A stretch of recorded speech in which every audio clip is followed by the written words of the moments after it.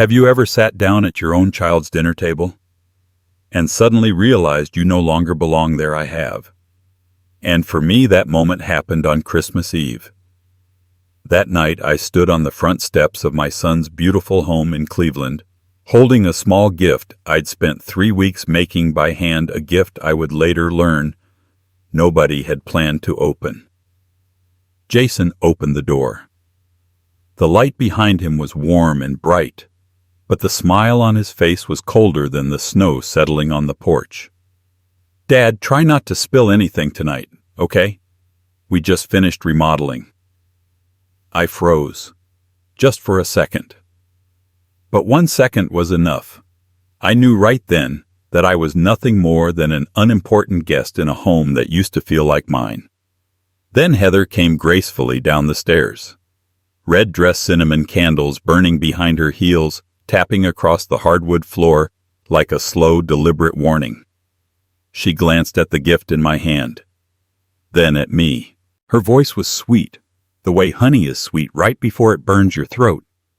"Let's hope tonight isn't awkward like last year, Mr. Tate." Awkward? I didn't even know what she meant. But after 30 years living in the wilderness as a forest ranger, 30 years listening to the difference between wind predators and footsteps in the dark, I recognized something as soon as Heather spoke. Tonight wasn't going to be just a dinner. Tonight was going to be a verdict. My name is Marvin Tate. I'm 63 years old, widowed, retired early after a back injury during a wildfire rescue. I spent my life in the mountains, in storms, in silence, rarely rich, rarely praised, but always trying to live right. I never needed much. Just hoped my son Jason might remember that I was still his father. But on that Christmas Eve, I realized I had overestimated my place in his life. Before I tell you what happened next, I know you're listening to this somewhere, maybe eating dinner alone, maybe driving through long winter miles, or lying in a quiet room where the only sound is a ticking clock. Wherever you are, let me know. Leave a comment with your city, your state. And if this story has held your attention even for a moment, hit like, share, and subscribe. Because you're going to want to hear what Jason said afterward. A sentence that made everyone at that table laugh and made me walk out of that house for good. If you're still listening, tell me where you're from. Every comment is a step on this journey with me. And if this story touches you, leave a like. It helps this story find the people who need it most. I stepped inside and noticed it instantly. There wasn't a single trace of the family I once belonged to. No picture of Jason when he was little. No photo of me and my wife Sarah from the year we moved to Colorado. Nothing. The whole house was decorated in the cold, expensive style preferred by Mark Parker, the man my ex-wife Linda remarried. Mark stood in the kitchen holding a large wine glass, laughing loudly into his phone.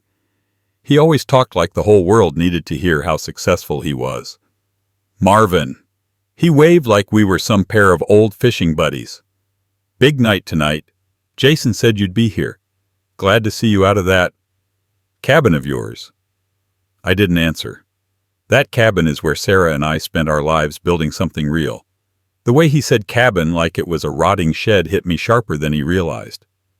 Linda stood behind him, avoiding my eyes. She's never been good at hiding her feelings. "Hi, Marvin. I hope the drive from Colorado wasn't too hard." I nodded. She smiled a small, strained smile, but her eyes were tight, worried. Like she already knew tonight wasn't going to end well, and couldn't stop it. Dinner was beautifully laid out. A long white tablecloth, candles flickering cinnamon and vanilla drifting through the air. But the cold in everyone's eyes, that was the chill that got me. "Mr. Tate." "We have good news," Heather said, placing her hand gently over her stomach.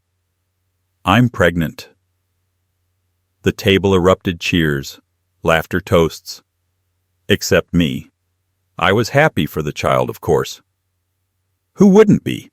But the way they looked at me, not inviting me into the joy, but tolerating me as if I were a fragile interruption, left something hollow inside my chest. Jason clapped my shoulder. "Don't worry about anything, Dad. We've got the big stuff covered. You just..." Stay seated and enjoy the night. Stay seated. The third time they told me to sit still that night. Dinner began. Forks scraped plates, glasses clinked. Heather talked about her doctor. Mark bragged about his latest real estate deal. And me, I pushed a piece of turkey around my plate, trying to push down the knot tightening in my chest. Mark laughed loudly. I always tell Jason, if you want to succeed, you pick the right profession. Those ranger jobs. He shrugged dramatically. Perfect for Boy Scouts on camping trips, but not for real careers. Jason burst out laughing. Heather covered her mouth, pretending to be polite. Linda stared at her plate. I put my fork down slowly. Not angry. Just tired. Every word felt like scissors cutting the last thread holding me to this family. Then it happened. Jason stood up, wine glass in hand. His smile wasn't a smile anymore, it was a blade. He looked me dead in the eyes like everyone else in the room was just background. Some add value. He paused, looked right through me. Others don't. Right, Dad? The room exploded with laughter. Mark laughed the loudest. Heather tapped Jason's arm proudly. Linda covered her mouth, but I saw her shoulders tremble. And me? I stared at my plate, cold turkey, untouched, and felt something inside me slip like a beam in an old house finally cracking. I didn't stay silent because I had nothing to say. I stayed silent because I suddenly understood something with absolute clarity. This wasn't an accident. This wasn't a slip of the tongue. This disrespect, this cruelty, had been growing for years, and now it had finally spoken out loud. That Christmas Eve with the pretty lights and the empty laughter was the last time I would ever sit at that table as an afterthought. I tightened my grip on the napkin in my lap. No one noticed. No one cared. But inside me, something broke. Something that would never be put back the same way again. The laughter from that Christmas table was still echoing in my ears, long after the room had gone quiet. And while the smell of wine still hung in the air, my mind drifted not to the present, not to that elegant house filled with people who barely knew me anymore, but to a different place entirely. A place no one there remembered. Especially not my son. My life wasn't built inside offices or boardrooms. It wasn't measured in contracts or promotions. My life happened in the forest, in the scent of pine that clung to my clothes, in the sound of rivers breaking through ice, in the whisper of snow falling on silent trails. For nearly 30 years as a forest ranger, I saw things most people could never imagine, and a few things I hope they never have to. I worked 24-hour shifts without blinking, hiked 7 miles through darkness just to find a lost tourist before the cold did, stood face to face with wildfires taller than houses, armed with nothing but a canteen, an axe, and a prayer. I saved people, held their hands, stopped their bleeding, walked them out of places they never should have been in the first place. And then I'd return to my cabin, quiet, windswept, tucked deep into the timberline without anyone knowing what I'd survived that day. But Jason never cared to hear any of those stories. Back then, he was in his early 20s, young, ambitious, hungry for a world I didn't belong to. He used to say, "Why does any of that matter, Dad? Nobody even knows your name." I always assumed he'd grow out of it, that once he became a man, he'd understand. But looking back now, maybe I underestimated the distance between us. A distance that kept stretching year after year. There was a winter in 2015 when Gunnison faced one of the coldest snaps in decades. 2 children, Amber and Chris, went missing during a school camping trip. The West Elk Mountains can turn cruel in minutes. That night, the wind cut through the trees like a blade. I was the first to find them. Amber was shivering uncontrollably, her feet blue from frostbite. Chris was struggling to breathe. I wrapped them in my coat, lifted them one by one, and carried them out of a forest so dark it felt like the night had swallowed us whole. The rescue made the local paper. For weeks afterward, the town sent cards of gratitude. That evening I came home. Exhausted, muddy, half-frozen, laid the newspaper on the kitchen table. Jason glanced at it and said, "So, did they give you a raise?" A different kind of cold went through me. Not from the snow that clung to my jacket, but from the space growing between me and my own son. I told myself he was young. I told myself he'd understand someday. But time doesn't fix every gap. Sometimes it widens them. Then came 2018, the year I still call the quiet year. Sarah, my wife, my partner of 30 years, lost her battle with cancer. I was with her through every treatment, every long night, every moment she struggled to breathe. Jason was busy. Busy working. Busy dating. Busy with what he liked to call his big future. The nights Sarah passed, the roads were buried in snow. The cabin we shared, the little wooden home in Gunnison, felt colder than it ever had before. We had spent years rebuilding that place from the ground up. From 2014 to 2018, every beam, every stair, every carving in the doorframe held a piece of her. That night I sat by the fire holding her scarf, waiting for Jason. He showed up late, opened the door, and said, "Sorry, Dad." Traffic. No hug. No lingering look.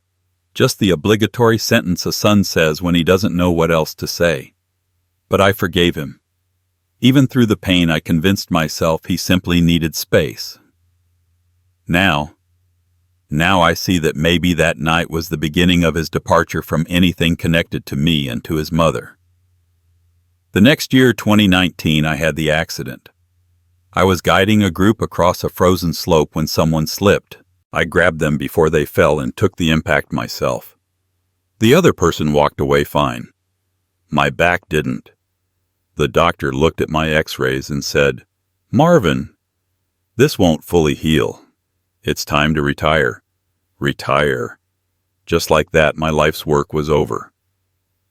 From that day on, Jason treated me differently, like I'd gone from father to furniture.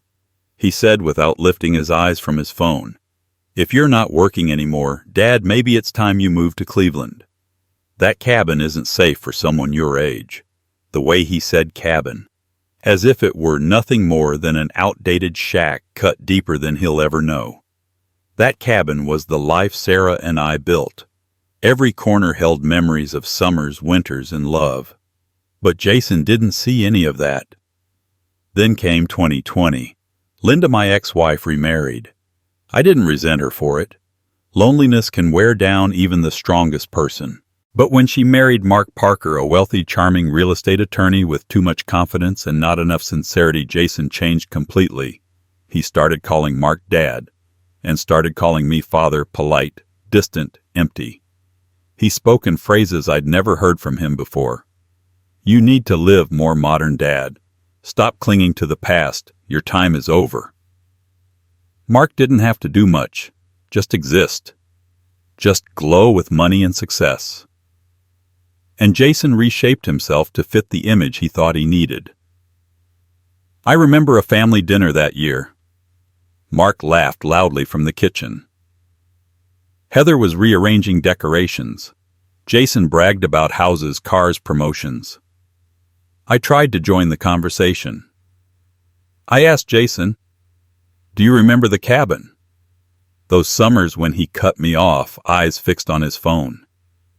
"Dad, you're always stuck in the past." That sentence hit harder than any fall I ever took on ice. No shouting, no insults. Just the truth. His truth. And that truth told me everything Jason had been walking away from me for years. I just hadn't noticed. So when he raised his glass on Christmas Eve 2023 and said, "Some add value, others don't," that wasn't the beginning. It was the first time he'd had the courage to say out loud what he'd believed for a very long time. Looking back now, the fracture between us didn't start at Christmas dinner. It started in all the moments no one saw. When I came home from long shifts and nobody asked how the forest was that day. When Sarah lay dying and Jason stayed busy. When Mark spoke and Linda stayed quiet. When Jason slowly traded memories of our cabin for the glimmer of suburban life. He didn't change overnight. He changed little by little with every dismissive comment, every averted gaze, every year that carried him further from who he used to be. And I, like an old fool, refused to see it. But now I see everything clearly, and I understand this. There are moments that make a man rise again. Moments when he finally realizes he's been pushed out of the very place he once called home. For me, that moment came on Christmas Eve when my son laughed, raised his glass, and made it clear the world he lived in no longer had space for me. And that was when my life began to change.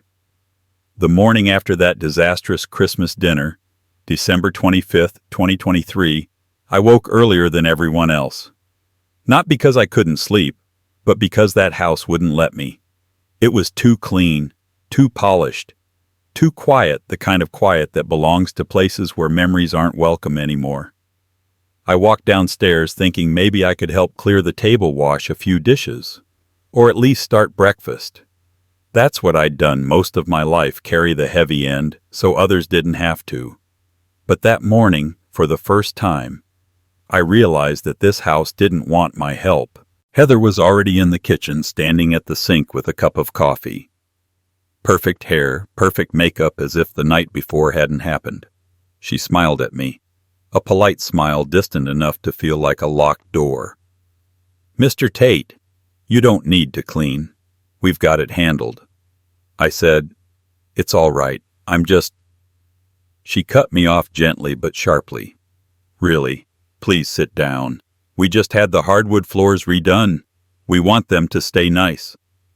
The words weren't loud, they weren't rude, but they carried the same message I heard the night before I didn't belong there.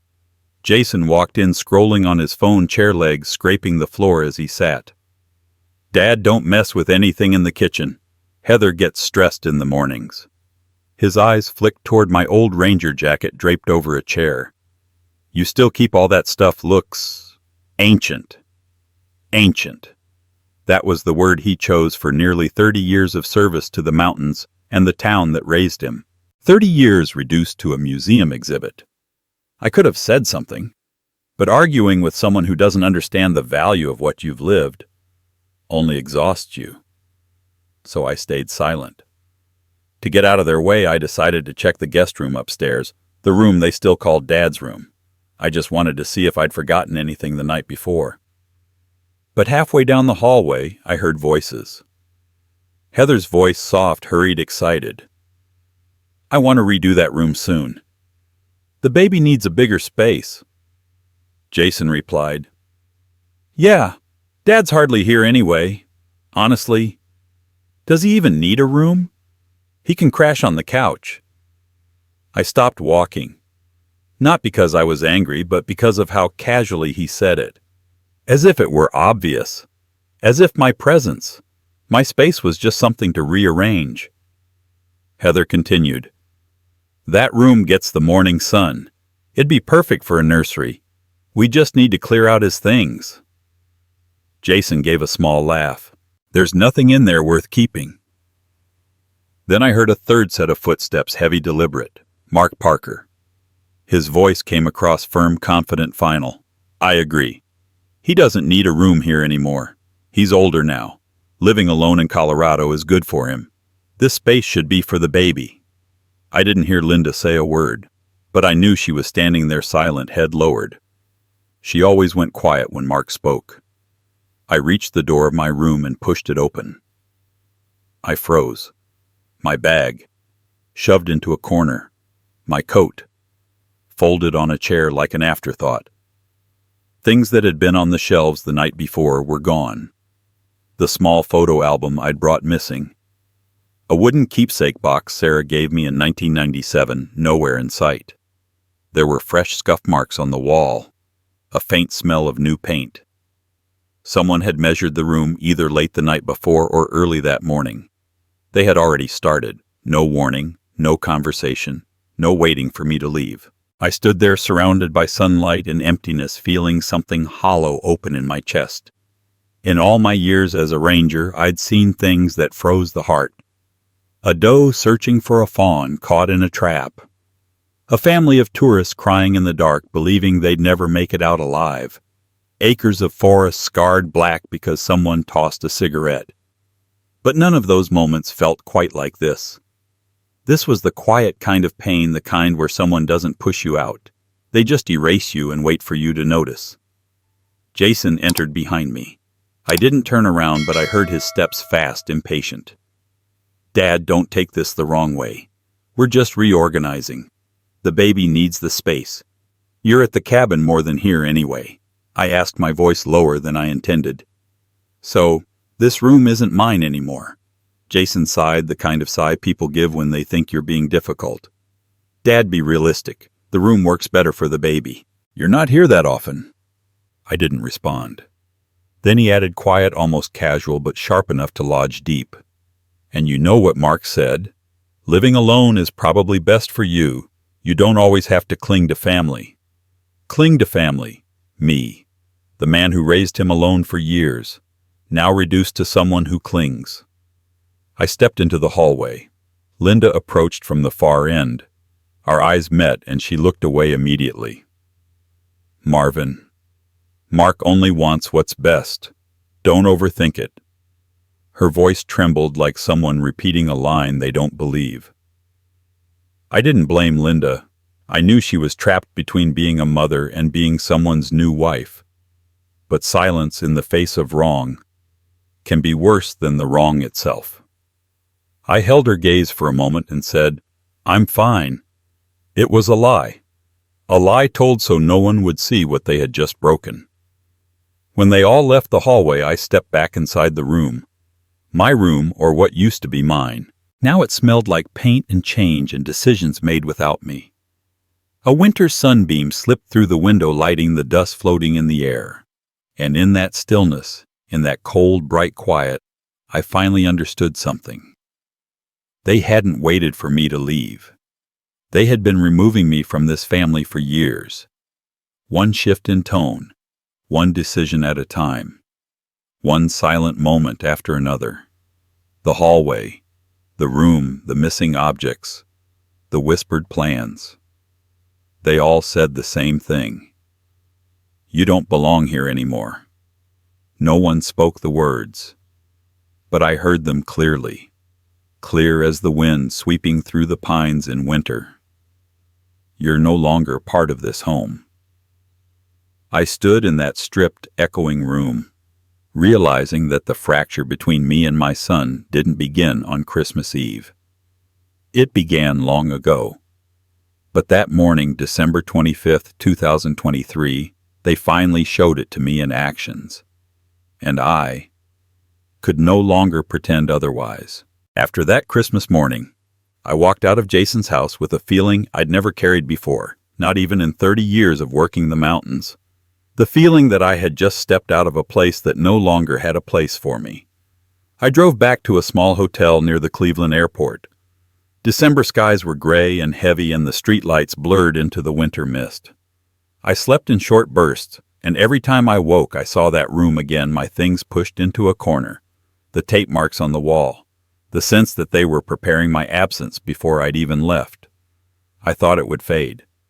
But on January 2nd, 2024, I realized it wouldn't. Because that was the day I ran into the one man who knew me better than my own son ever had, Bobby Grant.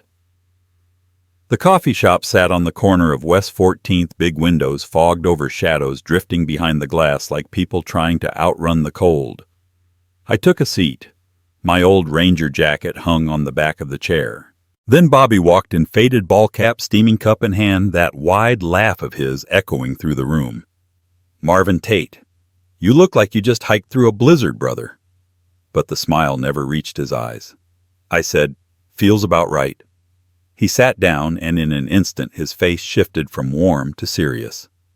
I'd only seen that expression during dangerous rescue calls. "You've got something going on. I can tell." I took a breath. And I told him about Christmas. Not the insults, not the coldness. The room, my room, cleared out, measured, already halfway turned into a nursery. Bobby leaned back, arms crossed, thinking hard. "You know what that means, right?" I answered quietly. "It means I'm unnecessary." Bobby shook his head. "No, Marv. It means they're restructuring the house and maybe the assets around it." My stomach tightened.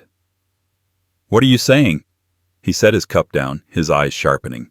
"Did you know Mark Parker was involved in a case a few years back, pushing an elderly client into signing a POA durable power of attorney. The words hit me like cold water.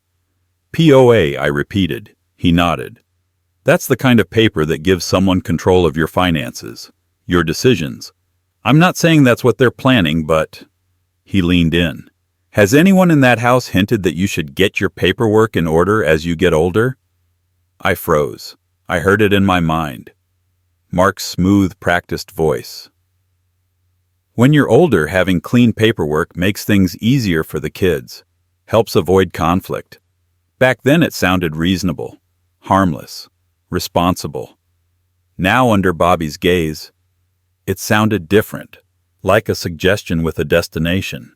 Bobby continued. You've got the cabin retirement benefits insurance. People have targeted far less. I'm telling you, Marv, don't sign a damn thing until you understand it. A heat spread through my hand as I gripped the coffee cup, but inside I felt nothing but cold. I remembered Mark's expression, that polite, dismissive nod toward the HOA president, the way he'd said he doesn't need a room here anymore. Heather gently pushing me out of the kitchen as if I were something cluttering the counter.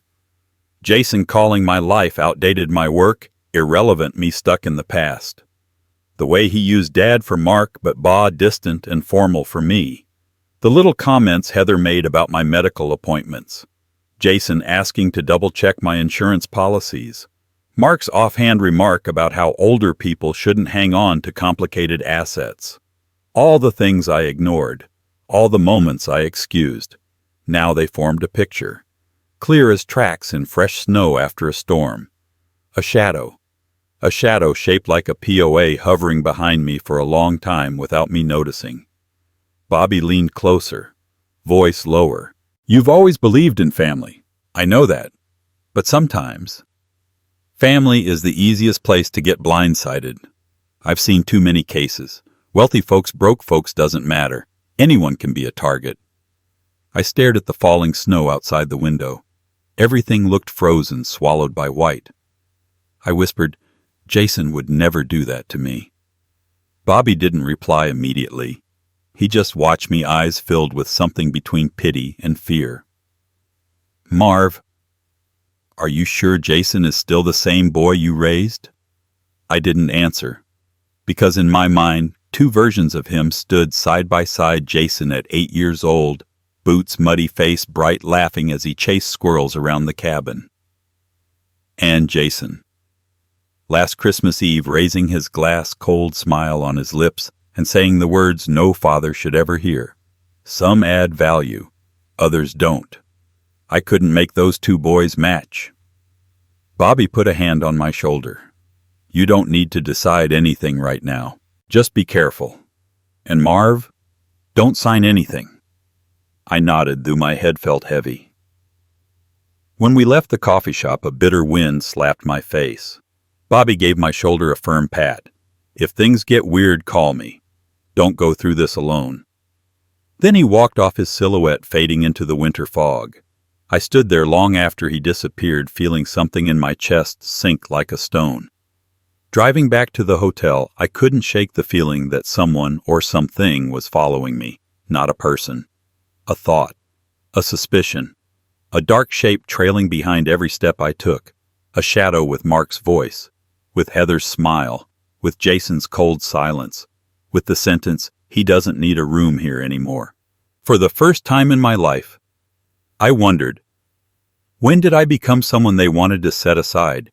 And in that moment, something inside me shifted.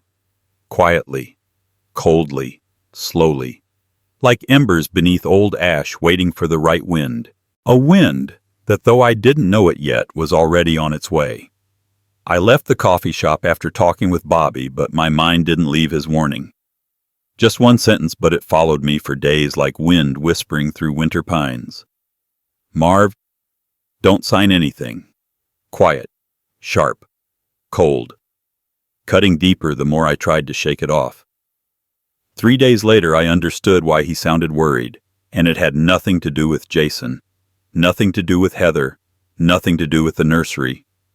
It had to do with an envelope, a plain white envelope waiting outside the door of my motel room. January 5th, 2024. Cleveland skies hung low and gray, Lake Erie winds slicing through coats like needles. I opened the envelope. Inside was a letter from the HOA, the Homeowners Association for Jason's neighborhood. The first line froze my blood. Violation notice: rear lawn exceeds 6 inches. Vehicle blue Ford F-150 parked in violation of HOA orientation rules. Below that, a fine for $375. I stared at the date. The photo they attached as evidence was taken on the exact day I'd been at Jason's house as a guest. I don't live in Cleveland. I don't own property in that subdivision. I don't have grass to mow. And my F-150, I parked it in front of Jason's house for 2 hours. 2 hours. Yet somehow the HOA treated me like I'd vandalized the whole neighborhood. Then another question slipped into my mind. Cold and unwelcome. How did they even know the truck was mine? How did they know my name? My motel address? Why wasn't the notice sent to Jason, the actual homeowner? Someone fed them that information. And that someone wasn't hard to guess. I drove straight to the HOA office.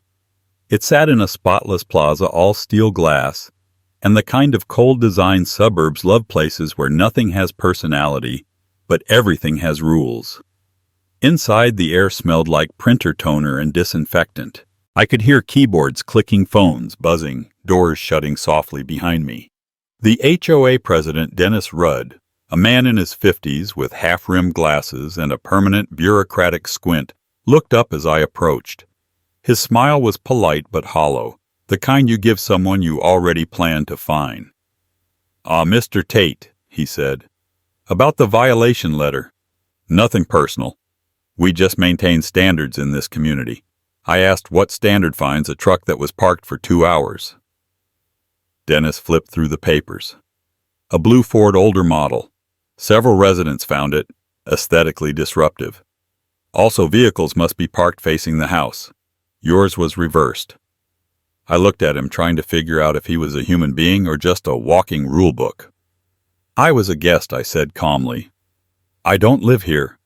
Dennis replied in that emotionless HOA tone people joke about but rarely encounter. "But your vehicle was present in the community, and the reporting resident stated you frequent the area." Reporting resident? I froze. And then I saw him. Jason. Standing at the far end of the office lobby, hands in his pockets, watching me the way someone watches a problem they hope resolves itself. He said, almost bored, "Bakan Denairoima. Here people care about appearances. Ba should try to follow the neighborhood standards." Neighborhood standards. I stared at him, this boy. I once taught how to build a fire in the snow.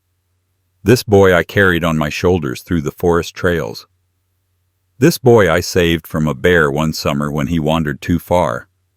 Now he was embarrassed by the same truck that once helped save 2 lost children in 2015. The same truck that shielded me from fire and freezing storms. The same truck that in my mind deserved a museum plaque, not an HOA fine slip. But here in Cleveland suburbs, it was disruptive. I didn't argue. I didn't raise my voice. Because at that moment I understood something. With a clarity I hadn't felt in years, Jason, Heather, and Mark weren't seeing me as the man who raised Jason alone for years, as the ranger who dedicated his life to saving others, as the person who had once been their family. They were seeing me through the eyes of suburbia, through the eyes of people who measure worth in newness, wealth, aesthetics, and social standing, and an aging forest ranger with an old blue truck. In their world, that was a problem. When I walked out of the HOA office, letter still in hand, the wind hit me hard enough to steal my breath. That's when I saw him. Mark Parker. He stood beside a brand new SUV, perfect coat, perfect posture, perfectly aware of everything happening around him. He looked at me, not with concern, not with curiosity, but with the calm satisfaction of a man who sees a plan moving exactly the way he intended. Then he nodded a small, subtle nod toward Dennis inside the building, a nod of recognition, of confirmation, a nod between two people who had already had a conversation before I arrived. A chill ran through me, one that had nothing to do with the wind, because in that instant the truth became clear. None of this was random, not the timing, not the complaint, not the fine, not the fact it was sent to me instead of Jason. It was a setup, piece by piece, small enough to seem harmless, but steady enough to push me further away. This wasn't about grass height. This wasn't about truck orientation. This was a message saying, you don't belong here. You're in the way. It's time for you to leave. And standing in that parking lot with snow swirling around my boots and Mark's satisfied nod still burning in my mind, I understood something with a depth I hadn't reached before. It wasn't just Cleveland I needed to leave. I needed to leave the version of myself they thought they could manipulate, the quiet father, the agreeable visitor, the man they assumed was too worn down to push back. They didn't know that cutting off a man who survived decades in the wilderness is not as easy as shoving him out of a guest room. And soon, they were going to learn that the hardest man to corner is the one who's already lived through fire. After the HOA meeting and that cold, calculated nod from Mark Parker, I knew one thing with absolute clarity. If I stayed in Cleveland one more day, I'd get pulled into the trap they'd already laid out for me. A trap that could end with a financial POA, or something even worse. So I left. Quietly. Without telling Jason. Without telling Linda. Without giving anyone the satisfaction of knowing where I was going. I checked out of the motel, loaded everything into my old F-150, the only thing in that entire city still solidly on my side, and drove. February 15th, 2024. I started before sunrise, Cleveland still drowning in its pale winter fog. Nearly 20 hours behind the wheel. No radio. No talking. Just the sound of tires on frozen asphalt as I drove away from the place that no longer wanted me.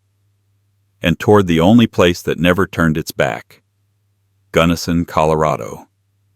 The road into Gunnison in winter carries a kind of beautiful sadness, the kind only people who've lived close to the land can understand. Miles of white valleys, rows of pines standing silent and loyal like old soldiers, mountain shadows stretching long across the snow. Wind slapped the truck windows, howling like something alive, but inside me, a stillness settled. Every mile took me farther from the suffocating polish of suburban Cleveland, and closer to the one place where Sarah still felt alive. Our cabin.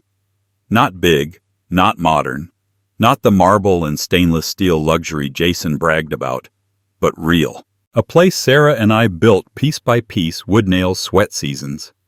I could still see her standing on the porch that summer morning in 2016, sunlight on her hair, laughing as she said, "Marv, this cabin will outlive both of us." A place where she painted her final canvas before her hands grew too weak. A place where she held my hand one afternoon in 2018 and whispered the words I've carried every day since, "If I go first, promise me you'll keep this cabin alive." I reached Gunnison just after sunset. The Sawatch Range was a dark wall against a purple sky, and the cabin appeared between the trees like a memory rising to meet me. I stepped out of the truck. Snow crunched under my boots, that sharp, clean sound I hadn't heard in months. The air smelled of pine-cold earth and damp wood. A scent that didn't perform, didn't pretend, didn't try to impress anyone. Cleveland smelled like detergent's perfume and the kind of anxiety people hide under perfect staging. But here smelled like truth. I opened the cabin door. The hinges creaked, the same old familiar greeting. Inside, nothing had changed. Sarah's knitted blanket draped over the armchair. Her turquoise mug sitting on the kitchen shelf. Her winter coat hanging behind the bedroom door as if she'd only stepped outside for a moment to admire the snow. I stood in the doorway far too long. Long enough for the cold to bite my fingers, but I couldn't move. It felt like I was stepping back into a life they'd tried to erase from me. Jason never liked this cabin. Mark called it a hassle of an asset. Heather smirked and called it a shack. But to Sarah, and to me, it was the only place where the heart didn't need armor. I built a fire, a skill Cleveland would call outdated, but the forest would never. Flames climbed slowly and cast warm light across the wooden walls, like the cabin itself was exhaling after months of silence. I sat in Sarah's old armchair. She used to rest here every morning, tea in hand, watching the sun hit the pines outside the window. I placed my hand on the armrest, the very spot her fingers once touched 100 times. The months of being dismissed by my son, the insults about my career, the way they'd pushed me out of that house, the HOA trap, Mark's calculating eyes, it all still hurt. But here inside these walls, the hurt didn't crush me. It simply existed. A truth I could finally look at without falling apart. I whispered into the quiet, "I'm home, Sarah." Wind slipped through the trees outside, forest wind. Real wind. Not the artificial hum of HVAC suburban homes. It almost sounded like someone answering back. I leaned my head back and closed my eyes. That night was the first night in months I slept without waking in a panic. The sounds of the forest wind rushing through pine needles, branches tapping gently together, snow landing soft as breath on the roof felt like an old lullaby. The fire crackled softly, radiating a warmth that reached the parts of me Cleveland never could. And just before sleep pulled me under, a single clear thought settled inside me. I didn't just come back to the cabin. I came back to the version of myself my family had tried to erase. The version that didn't need suburbia to validate him. The version that didn't need Jason's approval to feel worthy. The version that had survived storms far worse than a broken family. I belonged here. The forest knew it. Sarah knew it. And that night, for the first time in a long time, I finally knew it too. Because to stand back up, you have to return to where you're strongest. And I had come home just in time. What was coming next would require a Marvin Tate much stronger than the man who drove out of Cleveland a day earlier. Those first days back in Gunnison felt like opening my eyes after a long, exhausting sleep. No suburbs, no HOA letter taped to a door, no Mark Parker pulling strings from some polished corner of a kitchen. Just the forest, the snow, and the cabin, the only place that had never turned its back on me. I started fixing it up, not because the cabin was broken, but because I was. And sometimes repairing a roof is the only way a man knows how to repair himself. February 17th, 2024. I was on the cabin roof, hammer in hand, replacing boards worn thin by years of wind. Siwatch range wind slammed against me hard enough that I had to hold on to my hat, but for the first time in months, I felt strong. Not suburban strong, where older fathers are supposed to be strong enough to babysit. Strong enough to sign paperwork. Strong enough not to inconvenience anyone. No, real strong. The kind a man feels when he's doing work that means something. Every swing of the hammer, every board I set into place, every shovel of snow I cleared from the path, took me further away from that world Jason and Mark were so eager to shove me into. Wood dust floated through the air, landing on my jacket like gentle flakes of ash. And for a moment a memory of Sarah drifted in with it. Her standing at the foot of the ladder in 2015, grinning up at me as I repaired the original roof. "Marv, you missed your calling. You should have been a builder instead of a ranger." I laughed down at her. "Please, I'd never survive the HOA." That was 6 years before the laughter disappeared from this place. I was cutting a board when I heard tires crunching on the snow. A silver Jeep pulled up. Emily Cooper stepped out, mid-50s, curly hair, red winter coat, the kind of energy that makes a small town feel less lonely. "Mr. Tate," she called, shading her eyes. "You've got 3 more boxes. Let me guess, more tools for that cabin of yours." I chuckled. "Old place needs a little help." She shook her head fondly. "Maybe, but the whole town remembers this cabin. Sarah planted those wildflowers all around it. Everybody in Gunnison knows that." She handed me the boxes, then lingered, her eyes softening as she looked at the house. "You know, folks here still talk about the rescue back in 2015.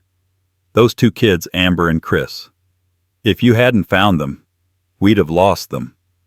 Her words struck something warm in me, a part of me Cleveland had frozen numb. In the suburbs, no one remembered. No one cared. No one thought about a ranger who'd hauled their neighbors out of danger a dozen times. But here, people did. Emily winked as she walked back to her Jeep. "We appreciate our rangers around here, Mr. Tate. If you need anything, just call." When she drove off, I looked at the cabin again. This place wasn't just shelter. It was the last place on earth where I didn't have to add value to be allowed to exist. That afternoon, while I was shoveling snow from the walkway, my phone buzzed. Bobby Grant. He spoke fast, a little breathless, the way he sounded when a rescue call used to come in. "Marv, we've got a problem." My grip tightened around the shovel. "What is it, Mark Parker?" he said. He called me, asked about the cabin, about the paperwork, about whether you'd done a will, who the beneficiary was, all of it. A slow heat crawled up my neck. "How did he ask?" Friendly Bobby said. "Too friendly. Like he was checking in on you but really digging for information." My chest constricted. Bobby continued. "I told him I didn't know a damn thing. But Marv, he was fishing. Hard." Mark's Christmas lines echoed in my mind. "When you're older, it's best to keep paperwork simple. Don't hold on to properties that become a burden. Let the younger generation help." They'd sounded harmless once, caring even. Now they sounded like part of a blueprint. Bobby's voice dropped. "You need to stay sharp. I don't like the smell of this." "I hear you," I said. But the truth was, I understood more than Bobby said aloud. Mark wasn't just meddling in Cleveland. His hand was already reaching into my life in Colorado, the one place I thought I was safe. That evening I was placing a new log in the fire when the phone rang again. Unknown number. I answered. "Marvin, this is Mark." His voice was smooth as silk, cold as steel. I didn't speak. I let him talk. "I heard you're back at the cabin, living alone in the mountains. That can be dangerous for someone your age. Your age." I stared into the flames. "I managed just fine," I said. He chuckled softly. "You know, solitude isn't always healthy. Sometimes it's better if your finances are handled by someone younger, someone capable. Jason has experience, you know." Jason had 3 years of tax work and a pile of debt. Mark was the one with experience. I kept my voice calm. Dangerously calm. "My cabin is fine, Mark. So am I." There was a pause, the kind manipulators take right before they shift tactics. "Marvin, you're being overly sensitive. I'm only trying to help." The call ended, but his voice stayed behind like a shadow seeping into the corners of the cabin. That night I sat alone by the fire. No HOA, no forced smiles, no condescending pats on the back. But I did have something Cleveland never gave me. The truth. The real truth. Mark Parker wasn't just Linda's new husband, not just a wealthy attorney, not just a man who loved the sound of his own voice. He was a man who bent people and situations until they fit whatever he wanted. And right now, what he wanted was me. He wasn't hiding behind Jason anymore. He wasn't disguising his intentions as fatherly concern. He wasn't tiptoeing around the edges. He was reaching in directly. But this time, I wasn't the father being pushed out of a guest room in Cleveland. This time, I was standing on my own land, in my own home, in my own forest. And Mark Parker had chosen the wrong place to pick a fight. April 2024. The ice in Gunnison had finally begun to melt. Not gone, just loosened like a fist unclenching after a long winter. The cabin felt alive again. Warm, clean breathing. And for the first time in a long while, so did I. But I had one thing left to do. I needed to make a short trip back to Cleveland. Just long enough to grab a few documents, old insurance files, Sarah's medical records, and the original deed to the cabin. Papers I never imagined I'd need to defend. Not until Mark started circling around them like a man testing the weak spots in a fence. So I left at dawn. 18 hours on the road. Just me, the F-150, and a stretch of asphalt that felt colder than the land around it. When I reached Cleveland, the sky hung low and gray. the wind off Lake Erie slicing straight through the neighborhoods. Familiar, but not in the comforting way. More like the feeling you get walking past a house where you once lived, but no longer belong. I pulled up in front of Jason's home, the same spotless magazine-perfect place where I'd spent last Christmas, being carved out of the picture. Jason opened the door. He looked surprised to see me, but not in the warm dad you made it kind of way. More like, "Oh, you're here. Come in," he said. "You're here for your papers, right?" No hug. No, "How was the drive?" No flicker of concern. Just logistics. I stepped inside. Everything was polished. Everything was staged. Everything was wrong. That cinnamon vanilla candle scent, the same one Heather always used, hit me again. It smelled like suburbia's attempt to cover something rotting beneath the surface. Linda was in the kitchen arranging dishes. Heather sat at the dining table typing on her laptop. I headed toward Jason's office. But the moment I passed the kitchen, I stopped. Because on the counter right in front of Mark Parker was a stack of papers. A thick packet, yellow cover sheet, bold black title, Durable Power of Attorney Financial. My heart clenched once hard. Not healthcare planning, not end-of-life organization, not a harmless future-proofing document as Mark once called it. No. This was the kind of POA that hands someone the keys to your entire life. Name on the principal line, Marvin Tate. My name, in fresh ink. I recognized the handwriting on some of the filled fields. Jason's. Mark glanced up, twirling a pen between his fingers, his expression as smooth as marble. "Oh, Marvin," he said, smiling politely. "I'm just looking over a few things. Jason wants to make sure everything is prepared for your future." Heather jumped in immediately. "Exactly. Uncle Marvin, Mark is just checking procedures. Nothing to worry about." I stared at her. Really stared. Under the perfect makeup beneath the polite sweetness, I saw fear. Not fear of me. Fear of being caught. Jason leaned against the doorway, casual as ever. "Don't overthink it, Dad. We're just reviewing stuff." Reviewing? Then why? Why was my name already filled in? Why was the packet sitting openly on their kitchen counter? Why had they never mentioned any of it to me? And why? Did they look like people who'd been rehearsing their lines and suddenly forgot them? I didn't argue. I didn't shout. I just walked past them and retrieved what I came for. But something inside my chest tightened, that old ranger instinct. The one that tells you a storm is building beyond the tree line long before you hear the first crack of thunder. This wasn't danger from the wild. This was danger made of paper and signatures, the kind that doesn't leave claw marks but buries you just the same. I left the house after dusk. The cold wind blew straight across my face, but even that wasn't as cold as what I felt inside their kitchen. I walked through the neighborhood, perfect lawns matching houses, Christmas lights still half up, even though the season had passed. The kind of place where people cared more about curb appeal than the person standing right in front of them. I didn't have a destination. I just walked. And as I did, memories came flooding back, not of suburbs, but of the forest.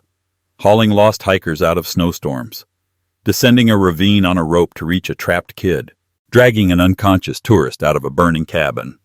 Then Jason at 14 standing behind me while we fixed his water heater, too scared of scalding water to touch the valve himself. From a boy who clung to my arm during thunderstorms, to a man willing to sign my name onto a POA behind my back. Life doesn't always turn slowly. Sometimes it turns hard, and fast, and in the complete opposite direction of your heart. I stopped walking, looked back at the fading lights of Cleveland, and I understood something very clearly. If they saw me as property, then I had to decide whether I would let them keep seeing me that way. And the answer was no.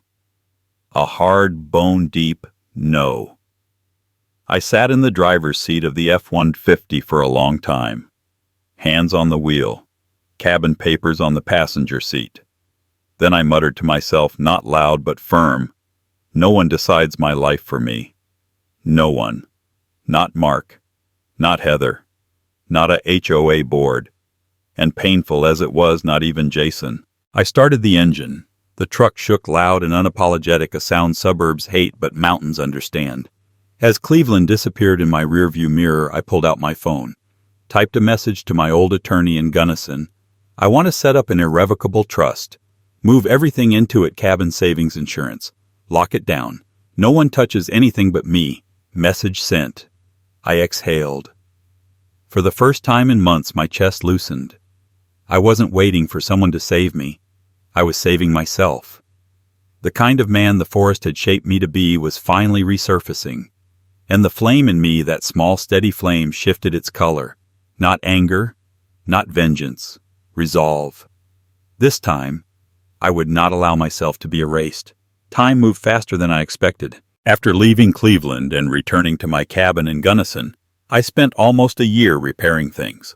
The roof, the porch, the garden, and the parts of myself that had been slowly dismantled by the people I once called family. I thought peace would erase the past. But memories, they're like the burn scars on my arm from the wildfire in 2012. Quiet most days until something touches the exact spot and makes everything ache again. And on December 5th, 2024, something touched that scar.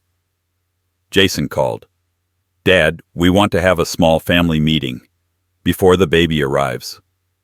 His voice sounded normal, but beneath the surface, there was something else, a little too polished, a little too practiced, a little too planned.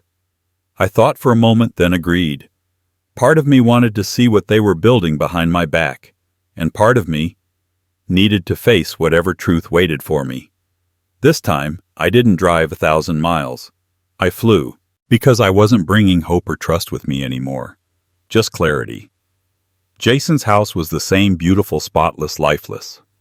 The whole suburb looked like Christmas had arrived early, white lights wrapped around porch posts, wreaths hanging on doors, fake snow scattered across driveways. But what hadn't changed was the air. Cold, bright, empty. An atmosphere coated in politeness and stripped of warmth. Jason opened the door. He hugged me, a stiff, back-to-back kind of hug that doesn't warm anything. "Dad's here," he called out. "Heather's in the living room. Mom and Mark are getting documents ready." Documents. That word alone told me everything I needed to know. I walked into the living room. Heather stood by the dining table, a white tablecloth spread out laptop, open, a wide smile on her face, but no light behind her eyes. "Uncle Marvin, we're prepping for the baby shower. Lots to plan, so we want everything clear before the baby comes." Clear. One of those words people use when they're hiding a trap inside a gift box. Linda sat quietly at the end of the table, hands clasped, eyes full of worry. She wanted to say something, I could see it in the way her fingers twisted, but fear kept her silent. And at the far end of the table, Mark Parker. White shirt, gray tie, calm expression, eyes calculating. Not a man preparing for a family talk. A man preparing for a legal presentation. We sat down. Of course, Mark was the first to speak. "Marvin," he began with that smooth, gentle voice he used whenever he was sharpening a blade behind his back. "We're meeting today to ensure everything is organized before the baby arrives. A good family plans ahead. We all agree on that. We all." Jason nodded. Heather smiled. Linda stared at the table. Mark continued. "I know you're living alone in Colorado. A very isolated place." I said quietly. "I'm fine." He smiled like he didn't believe a word of it. "No one doubts your independence, but your safety is important to us. And Jason worries more than you realize." Jason leaned forward. "Dad, you're almost 65. Staying alone in a cabin, it's dangerous. We just want to help. Help." A word that had been stretched so far it no longer meant what it used to. Mark steepled his fingers, looking at all of them as though reminding them who controlled this conversation. When a family prepares for a child, everything finances, property, responsibilities must be clearly assigned. You understand, right? I didn't respond. No nod. No objection. I wanted to see how far they'd go when they thought I was cornered. That's when Mark reached into his leather briefcase slowly and pulled out a thick envelope. Yellow cover. I recognized it the moment I saw the edge. Durable power of attorney. He didn't open it. He didn't need to. He slid it toward me with 2 fingers, a small gesture but one dripping with the message I hold the pen. You hold nothing. Marvin, he said softly, we want things to run smoothly before the baby arrives. If you sign this, Jason can manage your finances. It will eliminate risk. This is the best way to protect you. Heather nodded quickly. Yes, Uncle Marvin. It's just paperwork. Jason looked at me with the eyes of a man selling a contract, not a son talking to his father. Linda bit her lip. She wanted to speak. I could see her chest rise, ready for words. Then Mark placed his hand on her wrist, lightly, but firmly, and she fell silent. That was the moment, the exact second, every mask in the room slipped off. No more fake warmth. No more, we're worried about you. No more, you might be lonely. No more, we just want clarity, just the truth. They wanted control, over me, over my assets, over my life, and they believed I would sign. I looked at each of them. Jason, the boy I once carried 2 miles through the woods when he sprained his ankle at age 10.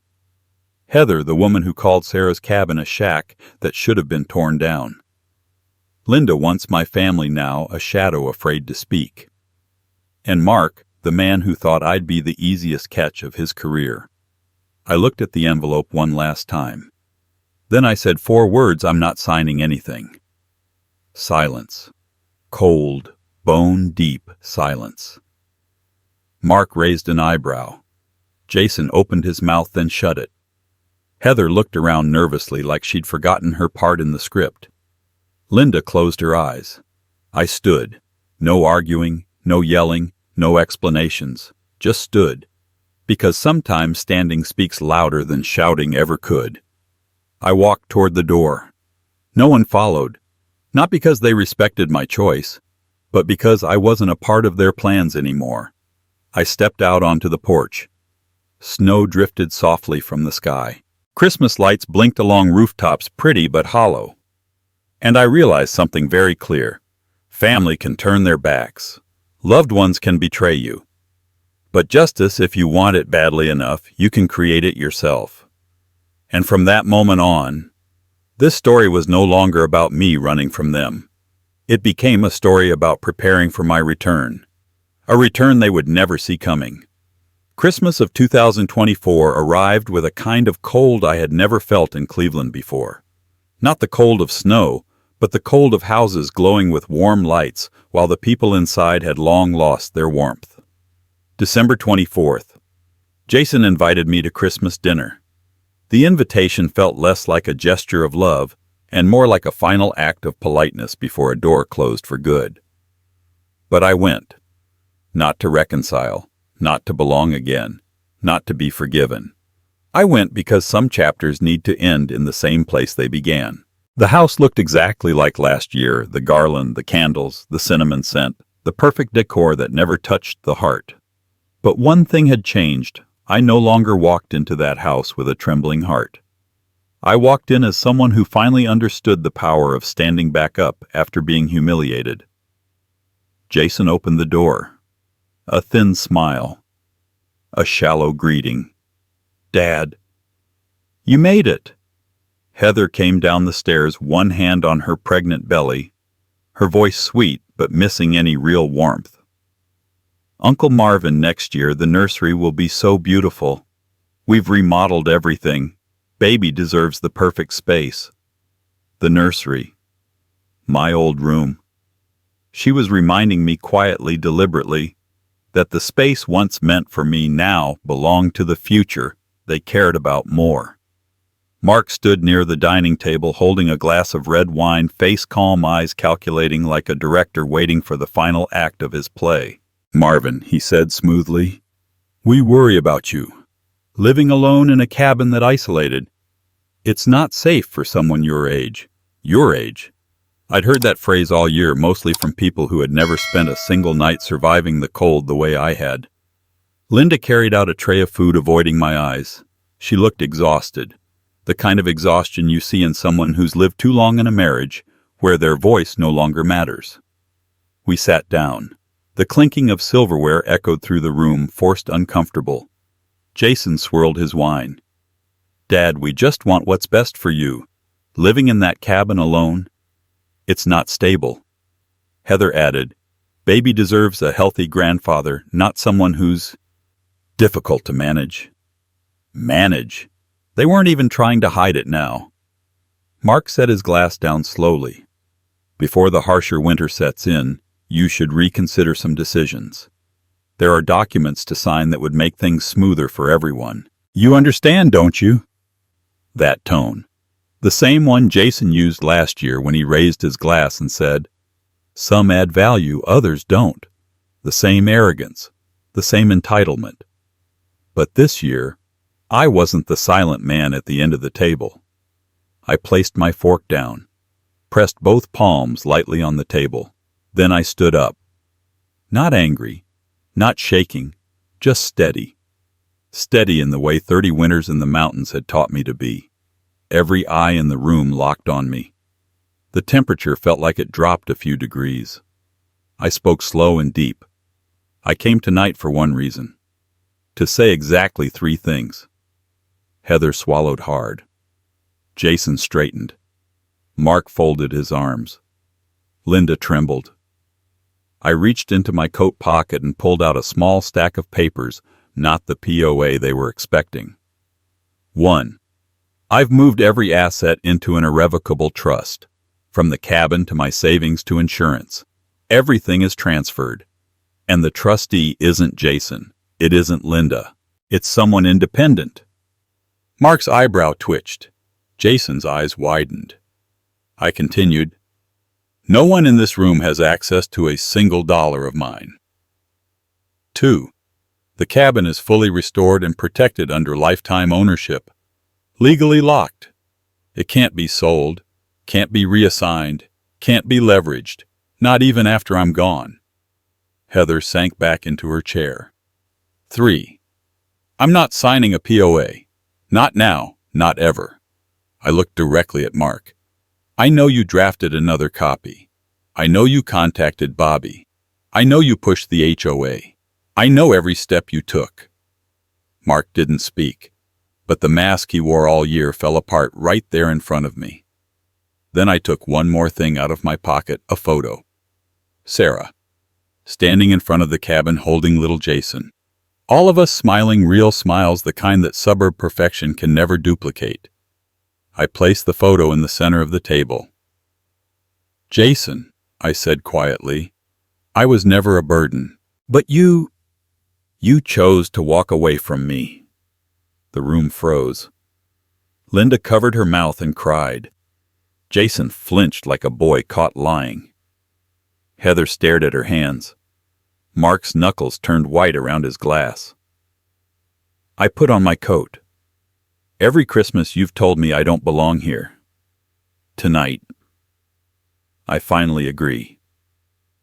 I walked toward the door. No one stopped me.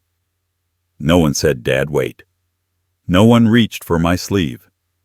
Just silence, and the soft sound of snow pressing against the windows. People say leaving your family is painful, but sometimes it's the only kind of freedom you'll ever get. I stepped outside.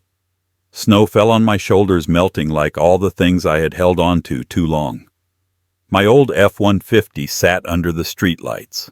I got in, closed the door, and glanced at the rearview mirror, not to look at them, but to look at myself. And for the first time in years, I saw a man who wasn't controlled, wasn't humiliated, wasn't erased. I saw a man who finally stood up again. Christmas Eve 2024. That night I lost a family, but I found myself. And sometimes that is the greater miracle. January 2025. Cleveland was still buried under snow, but for the first time in a long time, the cold didn't belong to me. I had brought my life back to Gunnison, back to a place where the forest breathed in its own rhythm, where the cabin stood tall, as if it never knew anyone had tried to take it away from me. I thought everything ended on Christmas Eve. I thought walking out that door was the final chapter. But some stories don't end when you leave. They end when the truth finally finds its own path, even when you don't have to lift a single finger. And in early 2025, the truth began knocking on doors that weren't mine. The first news arrived on January 10th. Bobby called me practically laughing into the phone. "Marv, you here yet? Jason's water heater blew up. Basement flooded. Nearly $2,000 in damage." I was silent for a moment. Not out of joy, not out of bitterness, but because I knew something like that would happen. Not magic, not curses, just life. When you mistreat the person who knows every corner of your house, who fixed that same water heater 3 different times, you eventually end up alone with a wrench you don't know how to use. Karma never rushes. I asked Bobby quietly, "They're all right." He exhaled. "Yeah, but Jason was cussing for an hour. Heard he asked Mark if he should bring Dad back to help fix it. And Mark told him to let the professionals handle it." I chuckled. Professionals. Last I checked, the only professional who had ever repaired that water heater was the old man they pushed out of their lives. They forgot. Life didn't. The second piece of news came 2 weeks later. Jason got hit with an internal audit, all because of the tax advice Mark had coached him to use. I heard it from Emily, the postal worker who delivered my mail to the cabin. Mr. Tate folks are saying Jason's in trouble at the office. Some kind of investigation. Connected to Mark Parker. I nodded. Mark always lived off legal loopholes. But those loopholes had one thing in common. They worked for him. Not for anyone he dragged into them. Not even for my own son. Jason used to call me outdated. But the real outdated thing was his blind trust in a man who saw him not as family, but as a tool. I looked out toward the trees, wind rolling through the pines like a whisper.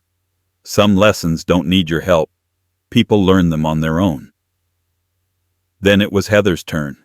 She built her world around cinnamon candles, Pinterest nurseries, and yoga for moms' social posts. But in March 2025, Linda called me, her voice shaking in a way I hadn't heard in years.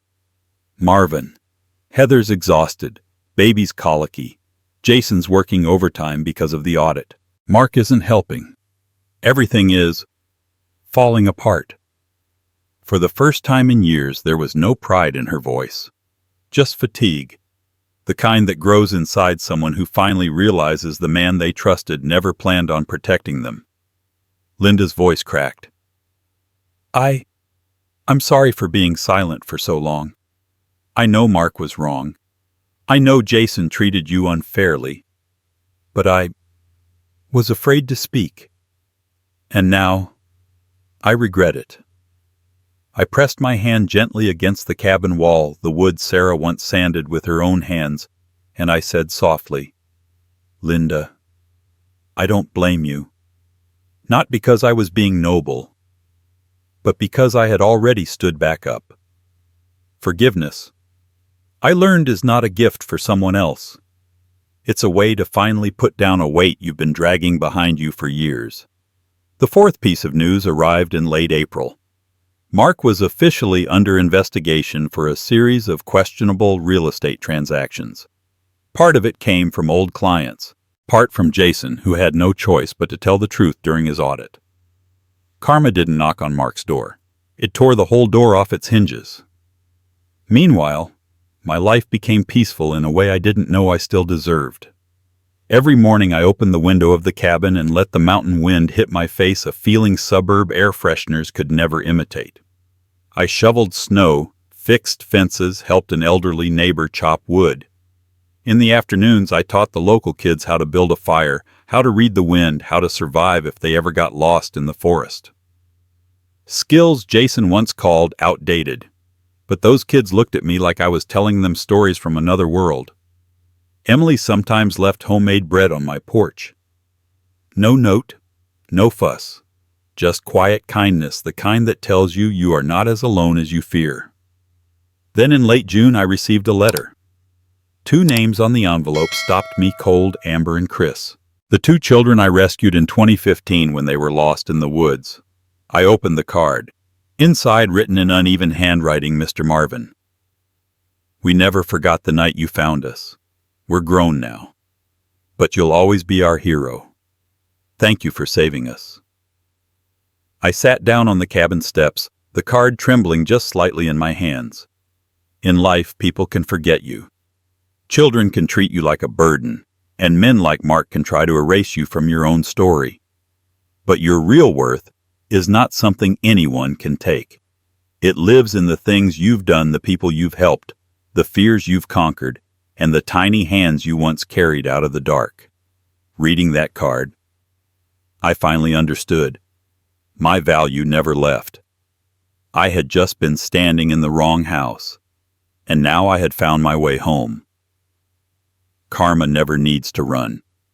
It walks slowly enough for everyone to look back and see why things happened the way they did. As for me, I didn't need revenge. My peace was the answer. November 12th, 2025. Morning in Gunnison looks like a slow-developed 35mm film, cold quiet, and so clear you can almost hear the sun touching the edge of the forest. I stood on the cabin porch where the early winter wind slipped through the old pine boards and carried the scent of fresh coffee like memories drifting backward to years I thought I'd forgotten. Blue Mesa Lake stretched out in front of me, still as a mirror. The surface reflected a silver-washed sky, beautiful, yes, but also lonely, in a way only a person who has finally found himself can understand. I set my mug down on the railing, took a deep breath of pine and frost, and let the cold fill my lungs. 2 years ago, that cold made me shiver. Now, it wakes me up. It reminds me of one simple truth: I didn't just survive. I came back to life. If someone asked me when my life truly changed, I wouldn't say it was the night Jason humiliated me at Christmas dinner. It wasn't when I saw that fraudulent POA lying on his kitchen table. It wasn't even when Mark called to tell me I should let someone younger manage my money. No.